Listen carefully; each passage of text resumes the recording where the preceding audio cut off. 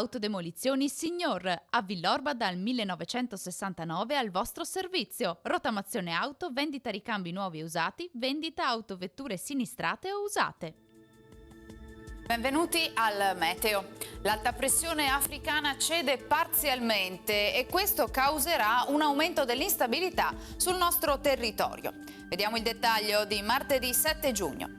Sul Veneto al mattino alternanza di nuvole e rasserenamenti, con il passare delle ore precipitazioni sparse e intermittenti che si verificheranno in vari momenti e che entro fine giornata avranno interessato un po' tutte le zone a più riprese. Temperature stazionarie o al massimo in lieve e locale calo, minime tra 15 e 18 gradi, massime comprese invece tra i 26 e i 30 gradi all'incirca.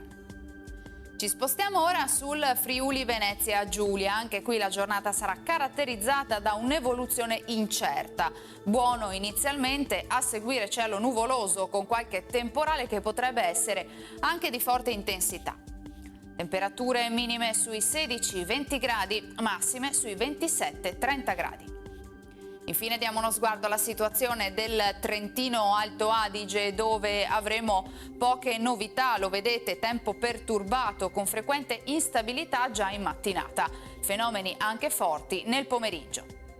Temperature minime intorno ai 16 gradi, massime infine sui 26 all'incirca. Dal meteo di Antena 3 per ora è tutto, grazie per l'attenzione, arrivederci.